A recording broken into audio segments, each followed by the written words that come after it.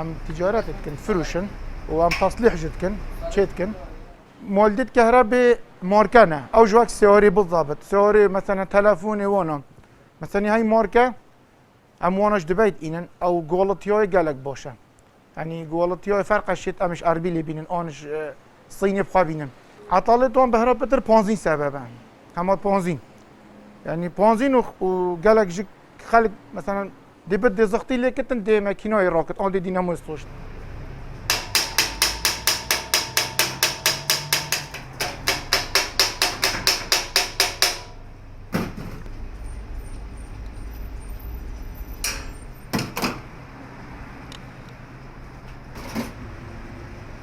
تعمیرانم ود کرد تفلیشت کرد ده رنگوان بدل کرد پستینوان بدل کرد آریشوان کابریترن ولفیوانن بوچه کرنا موتوری کهربی عطلیوان بدهنی دن شغلی هکا کهربا رئیسی بسر دبید کهربا رئیسی ده کهرب ملفوی سوژینه ملفوی چیه تیله هکا تیل کتا کهربی ده سوژید بیچه ابد بید لف بوی فیا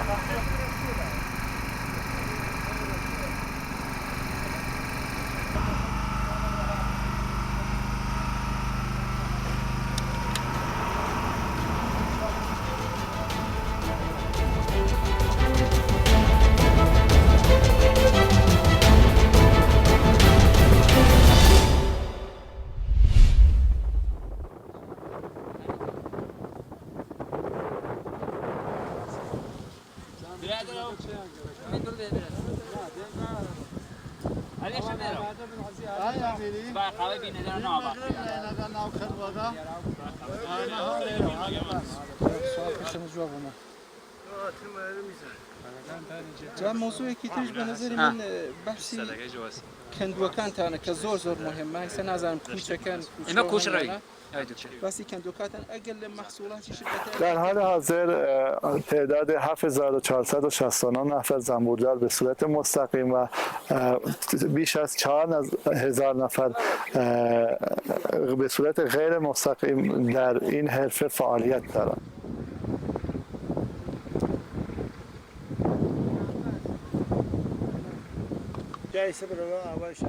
لبحث زمسانه مصرفی هنگوینی لزمسانه سه برابر سه کنه ولی زورتره لنجادی خومن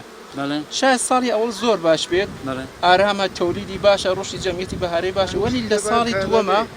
هر اگر نجاتی که خالصی کارنیکاتم بید لسال دوما او عمل کردنی و ابی با کندوی کی ضعیف نو بکنیج مقامیه که زو کناری که لمنطقه ما باش جوام ناتو بتابت منطقه سرسیری ایما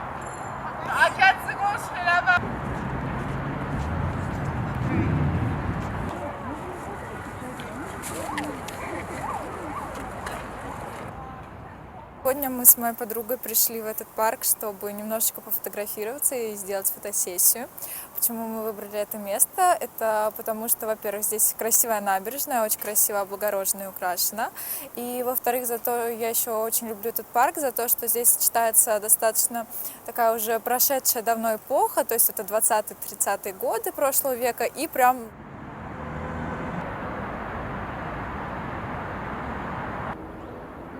Здравствуйте, меня зовут Вика. Мне понравился парк Музеон, потому что тут